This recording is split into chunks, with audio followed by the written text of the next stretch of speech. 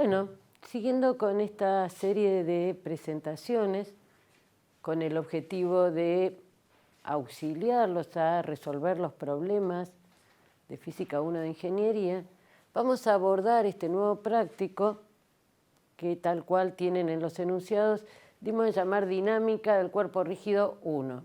La idea es presentar ejercicios sencillos sobre el estudio dinámico de los cuerpos rígidos.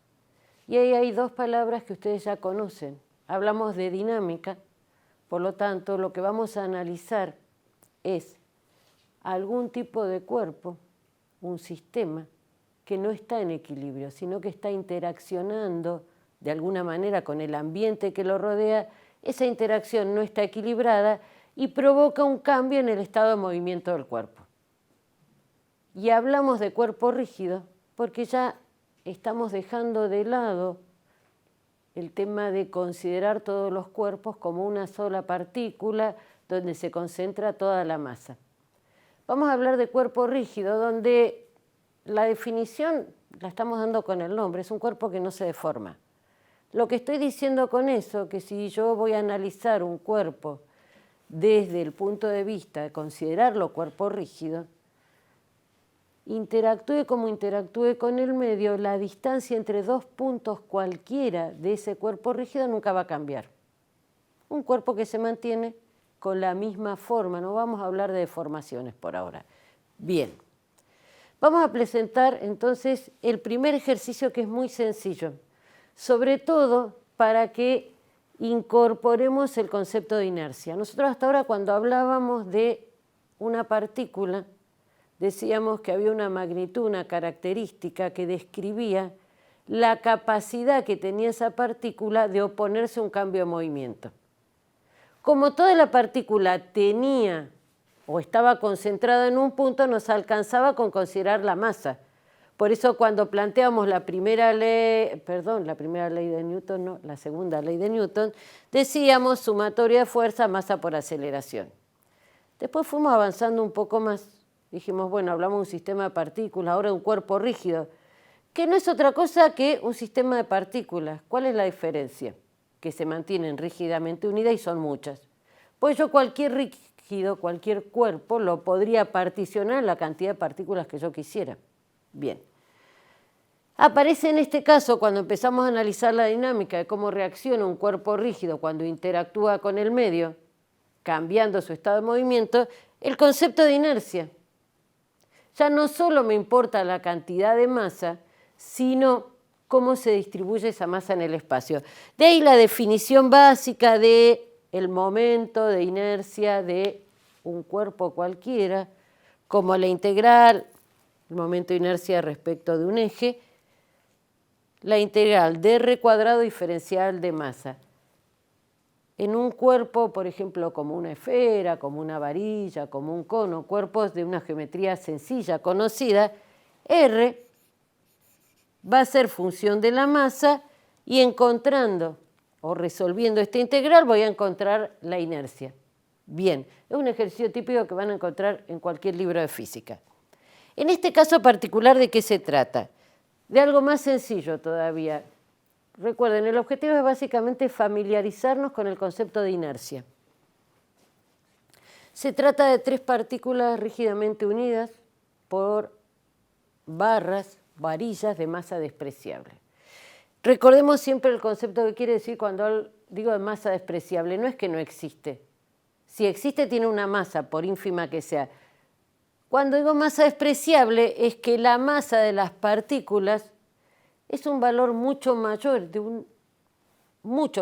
que el de las varillas. Por lo tanto, las considero o no me va a cambiar el resultado. Esa es la idea. Entonces, tres cuerpos, en este caso, vinculados rígidamente y en la posición indicada, en los vértices de un triángulo equilátero. ¿Qué me piden que calcule? La inercia de este sistema de tres partículas vinculadas rígidamente a través de varillas de masa despreciable respecto del eje de las X, de las Y y el eje de la Z. Y está bárbaro ahí, eje X, X, Y, Z. No lo tengo dibujado. Bueno, o lo podría dibujar en perspectiva o recordarán siempre que los tres ejes son perpendiculares entre sí. En este caso, si estoy dibujando y asumiendo que el pizarrón es el plano XY, el eje Z será perpendicular y saldrá del pizarrón. Pero bueno, ¿qué me piden? Que calcule la inercia de ese cuerpo rígido. Y yo ese cuerpo rígido lo considero como la suma de tres partículas, insisto, vinculadas rígidamente. Entonces, respecto del eje X, ¿qué va a ser? El momento de inercia de la partícula 1 más el momento de inercia de la partícula 2 más el momento de inercia de la partícula 3. ¿Y a qué forma general responde ese momento de inercia? En el caso particular de que son cada una de esas masas, la puedo considerar como una masa puntual en un determinado punto del espacio, esta integral, cuando yo la resuelva, se convertiría en esto. R es constante y la masa es la que tengo. Por eso digo, la inercia de la partícula 1, de la 2 y de la 3. Bien, vamos a ver respecto del eje 1, respecto del eje X, analizar esa forma o esa ecuación respecto, de cada una de las partículas. Me piden respecto del eje X. ¿La partícula 1 tiene masa? Sí. Yo indiqué la masa de 1, de 2 y de 3 como para indicar posición, pero ya me dijeron que todas son iguales. Entonces será su masa por la distancia de la partícula al eje X. La voy a llamar dx1 al cuadrado. En este caso será m por dx2 al cuadrado, m por dx3 al cuadrado.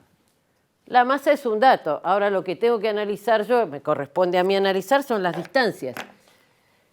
Respecto del eje X, ¿qué distancia está separada la partícula 1? Si está en el eje X, su distancia al eje X es 0, está contenida dentro de ese X. Por lo tanto, este momento es 0 porque la distancia es 0. Lo mismo me sucede con la partícula 2.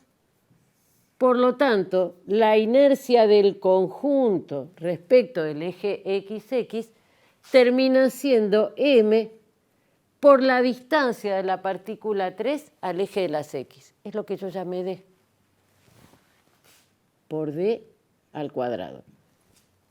¿Lo conozco? Sí. Aparte, si yo conozco los lados de un triángulo rectángulo, es evidente que puedo conocer d, que si analizamos este triángulo como una figura geométrica, sería la altura del triángulo. M por d al cuadrado será m por L cuadrado menos L cuadrado sobre 4. ¿Por qué? Si d es la raíz de esto, d al cuadrado será directamente ese factor. ¿Tengo calculado lo primero que me pedían? Sí. Vamos a hacer lo mismo respecto del eje de la Y. Para hacerlo en forma ordenada, digo, bueno, será I sub I de la 1 más I sub I de la 2 más I sub I de la 3. Todas van a responder a la misma forma. O sea, recordemos, la inercia lo que me describe es la capacidad que tiene de oponerse a cambios en un determinado estado de movimiento y no está relacionado solo con la cantidad de masa que tiene, sino cómo está distribuida esa masa en el espacio. Si hago una nomenclatura similar a esta, diré es m por d sub i1 al cuadrado más m por d sub i2 al cuadrado más m por d sub i3 al cuadrado. Bien, ahora vamos a hacer lo mismo. Digo, bueno, analicemos la partícula 1. ¿Cuál es la distancia de la partícula 1 al eje de la Y? Lo hago fácil, digo, bueno, este es el eje de la Y. ¿A cuánto está? A la distancia L sobre 2. Si fuera coordenada sería negativo.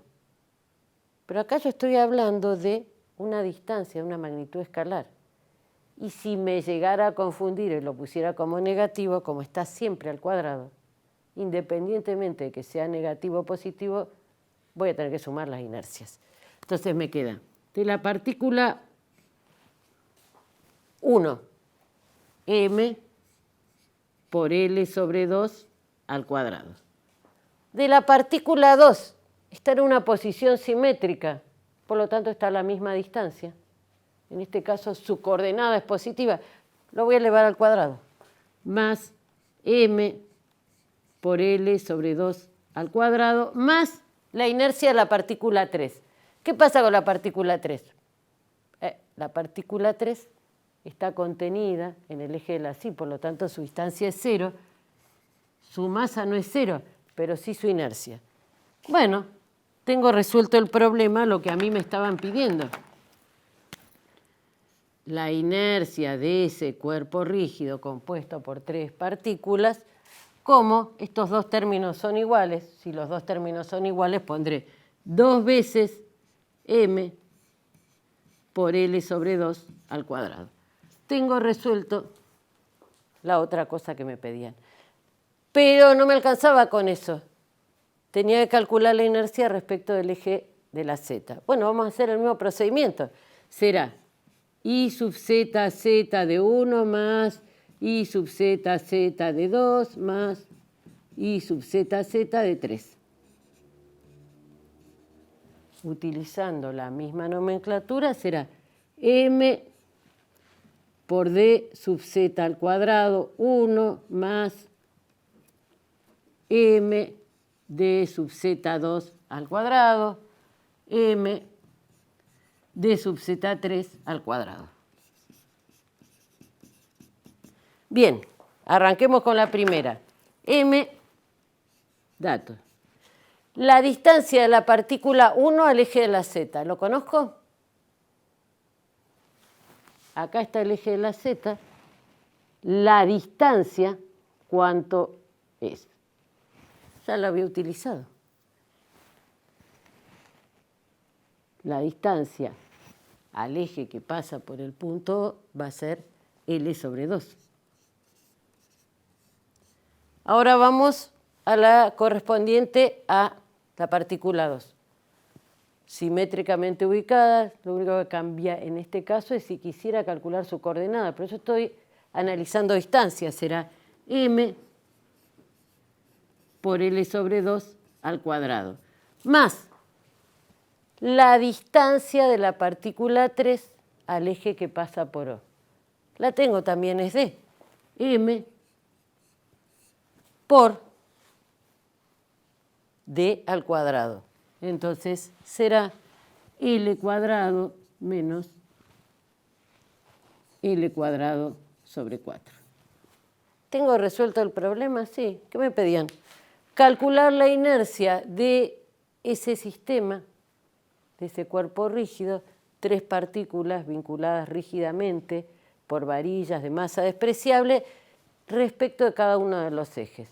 ¿Para qué me podría servir esto? Cuando interaccione ese cuerpo con el medio y vea cómo va a cambiar su estado de movimiento, ¿sí? Para eso vamos a hacer un análisis. Acá presentamos el concepto de inercia de un cuerpo rígido. Acá lo que vamos a hacer es tratar de aplicar ese concepto a un sistema particular que nosotros ya analizamos en dinámica de la partícula, ¿sí? La clásica polea rodeada por una cuerda donde cuelgan 2 cuerpos o penden 2 cuerpos de distinta masa. Pero hasta ahora nosotros habíamos hecho un análisis bastante sencillo. Decíamos, mira, el mecanismo este, que es la polea, la única función que cumple es cambiar la dirección y el sentido de la cuerda, transmitir una tensión. ¿Y la polea qué hace? Nada más que eso. Por eso la consideraba de masa despreciable, no consideraba que giraba.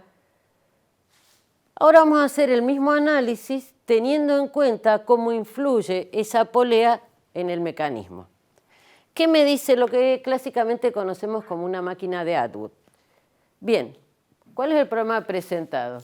Una polea En la ranura o en el borde, en el perímetro de la polea, está rodeado por una cuerda del cual se conectan dos cuerpos de distinta masa. Me dan todos los datos del problema, me dicen qué valor tiene cada una de esas masas, qué distancia, cuál es el radio de la polea, la masa de la polea. Me dicen, bueno, vamos a calcular los parámetros cinemáticos y dinámicos de ese mecanismo, teniendo en cuenta que ahora la polea sí se mueve. Es esto, me dan los datos, me piden calcular la aceleración lineal de cada uno de los cuerpos, el valor de la tensión, y pensar o analizar qué pasaría en el caso particular que yo despreciara la masa de la polea y considerara nuevamente lo que habíamos considerado antes. ¿Sí? ¿Qué tendría que obtener? Yo tendría que obtener lo mismo que había obtenido antes. ¿Qué quiero decir con esto? Mientras no considero la polea, obtengo un resultado. Cuando considero el movimiento de la polea, me acerco más a la realidad. Pero podría volver para atrás y decir, bueno, yo hago este razonamiento general mucho más extenso y después anulo la masa de la polea. Digo, bueno, es de masa tan despreciable que su movimiento no cambia los parámetros del sistema. Perfecto. En ese caso, ustedes van a poder comprobar, nosotros vamos a bajar las ecuaciones planteadas, que llegarían a las mismas ecuaciones que habían planteado en el práctico de dinámica de la partícula. Bien. Hablamos de un mecanismo donde interactúan varios cuerpos y me hablan de conocer parámetros dinámicos, por ejemplo, fuerzas internas del sistema y parámetros cinemáticos, valores de aceleración. Cada vez que yo quería conocer o determinar de alguna manera fuerzas, interacciones, me movía con un tipo de esquema gráfico que significaba, o que habíamos dado en llamar diagrama de cuerpo libre, que significaba aislar cada una de las partes del sistema y para que queden en la misma condición que estoy analizando, por cada vínculo que yo rompía ponía la fuerza. En este caso, como sabemos que esto no está estático, me están diciendo, ¿sabés qué? Esto se empieza a mover. ¿Y cómo se mueve? Con estas aceleraciones. ¿Y cuánto se tensa la cuerda de este lado? T2. Bien. En definitiva, lo que estoy diciendo, bueno, voy a partir el sistema o el mecanismo en tres partes y voy a hacer el diagrama de cuerpo libre cada uno de ellos. La polea. Si yo le corto y le saco el cuerpo M1, tengo que hacer la fuerza T1. Si yo le corto la cuerda T2, voy a poner lo que le está haciendo esa cuerda a la polea. A su vez, la polea está sometida al campo gravitatorio de la Tierra, por lo tanto va a aparecer el peso, y como eso no se cae, algo se sostiene. Bueno, ¿qué tiene? Un anclaje que la tiene fija, ¿y qué hace? Reacciona. Y supongo, en un análisis muy sencillo, digo, si esta masa M1 es mayor que M2, esto debería empezar a girar en este sentido. Bien, es el diagrama de cuerpo libre, la polea. Un análisis similar hago con el cuerpo 2 y con el cuerpo 1. Corto la cuerda T2, pongo la fuerza T2. Saco el campo gravitatorio de la Tierra, pongo la fuerza peso. Lo mismo hago con el cuerpo 1. Bárbaro. Tengo los datos, sé que tengo que calcular y sé qué leyes o ecuaciones o las ecuaciones que representan las leyes que rigen esa situación. Las leyes de la dinámica, en este caso, para este sistema. Sumatoria de fuerzas, masa por aceleración, sumatoria de torque respecto a algún eje, momento de inercia respecto de ese eje, por la aceleración angular. Son las leyes con las que cuento. Lo que voy a tener que analizar es cómo relacionarlas entre sí o cómo relacionar los distintos parámetros. Vamos a la polea. Cuando analizo la polea, está claro que sobre el eje vertical el centro de masa de la polea no se desplaza. ni sube ni baja. Pero tampoco está quieta, se está moviendo. ¿Qué movimiento tiene? Tiene un movimiento de rotación. ¿Y el movimiento de rotación por qué aparece? Porque hay un torque que no es neto o un momento que no es nulo respecto al centro de masa. En definitiva, lo que voy a decir entonces es sumatoria de torque respecto de O es I respecto de O por alfa. Bien. Como siempre, si estamos usando magnitudes vectoriales, voy a poner mi sistema de referencia. Asumimos que como este tenía mayor masa, esto va a girar en este sentido, por lo tanto, para que torque y aceleración, el torque positivo coincida con la aceleración angular positiva, voy a decir que voy a tomar como torque positivo ese sentido de giro. ¿Podría llamarlo negativo? Sí. Lo que estoy diciendo es que todo lo que va para un lado es positivo, todo lo que va para el otro es negativo. Bien.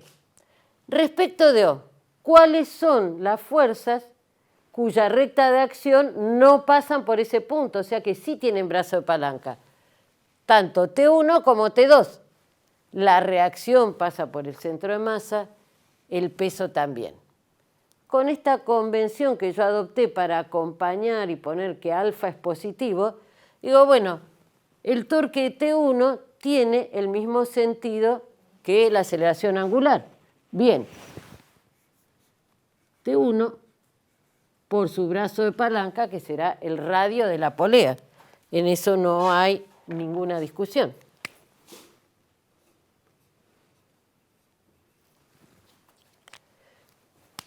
Pero el torque completo es la suma de los torques de 1 y de 2. En este caso, T2 provocaría un torque que se opone al sentido de giro. Por lo tanto, va a ser menos T2 por el radio de la polea.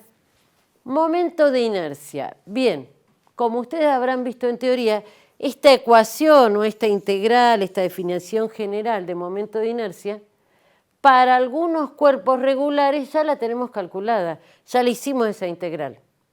Si asumimos que podemos decir que la polea se comporta como un disco de radio R y masa m, podría decir que el momento de inercia de esa polea que se comporta como un disco será 1/2 de la masa de la polea por el radio de la polea al cuadrado por alfa. Está todo bárbaro. Y me empiezan a aparecer algunas de las incógnitas. No conozco T1, no conozco T2, no conozco alfa. Estamos de acuerdo que si tenemos 3 incógnitas en una ecuación, algo más vamos a tener que plantear. Bueno, ahora vamos entonces al cuerpo 2.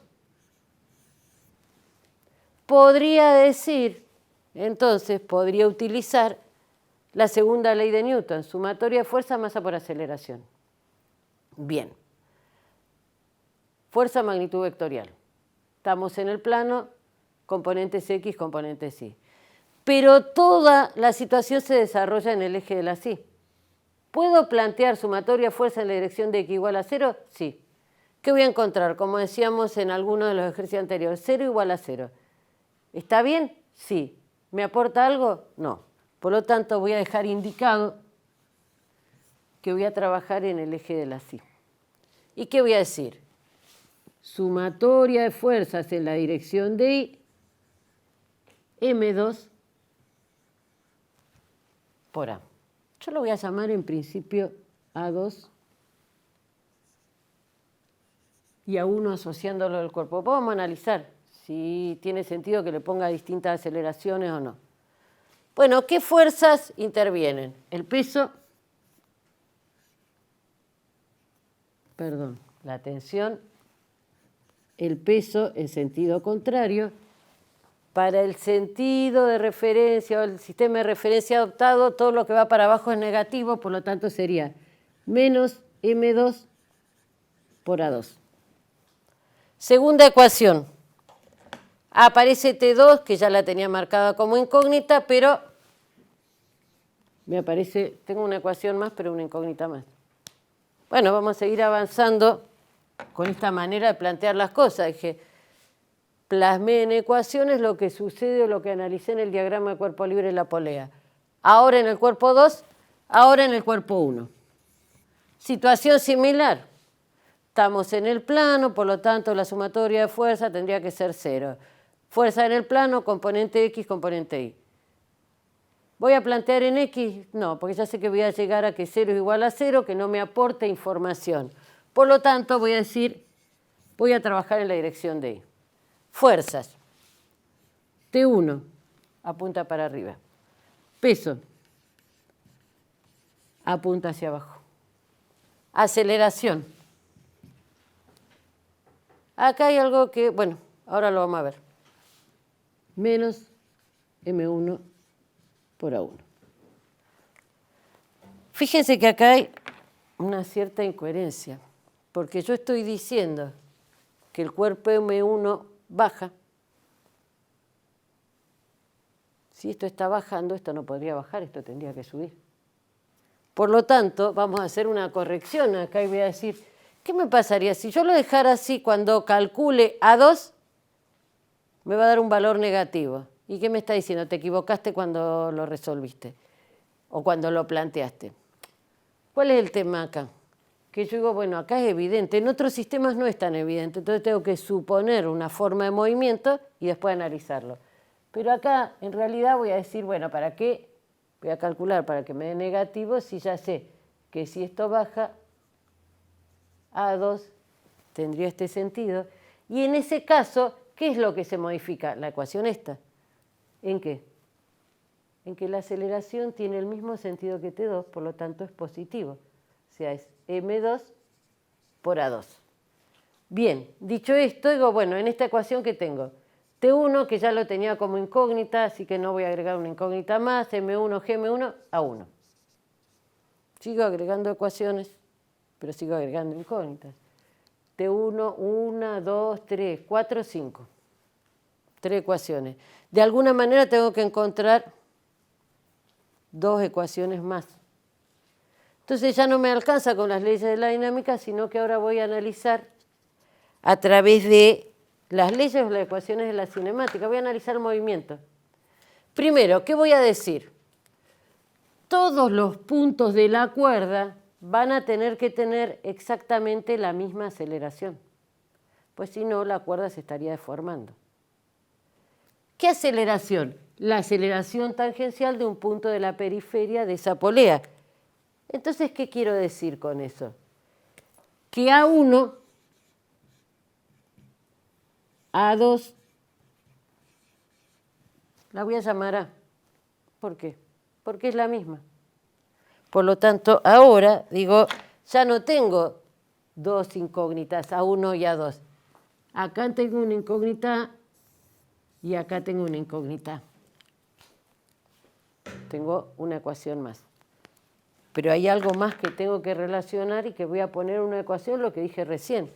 La aceleración tangencial de un punto de la periferia de la polea es la que tiene la cuerda. Por lo tanto, eso en ecuación, escrito como una ley, estoy diciendo que lo que yo llamé A, que es la aceleración lineal de los dos cuerpos, módulo, porque el sentido se lo estoy dando en el gráfico, es alfa por el radio de la polea. Entonces, ¿con qué me voy a encontrar? En forma general teníamos 5 incógnitas, T1, T2, alfa, A1 y A2. Tengo una ecuación, 2 ecuaciones, 3 ecuaciones, 4 ecuaciones, 5 ecuaciones. Desde el punto de vista de la física el problema está resuelto. 5 ecuaciones con 5 incógnitas y desde el punto de vista matemático no es tan complejo porque en realidad en estas ecuaciones cuarta y quinta no intervienen todas las incógnitas. Yo podría resolver por el método que quiera. Sustitución, igualación, determinante. Bueno, en este caso digo, bueno, me va a ser más fácil hacer reemplazos y voy a terminar con 2 o 3 ecuaciones con 2 o 3 incógnitas. podría calcular todo lo que me piden, A1, A2, lo que yo llamé A, la tensión. ¿Y qué pasaría? ¿Qué es lo que se haría cero en el caso que yo despreciara el movimiento de la polea? Lo que estoy diciendo que si la polea es de masa despreciable y no influye casi en los resultados que voy a obtener, lo que estaría haciendo cero es esto.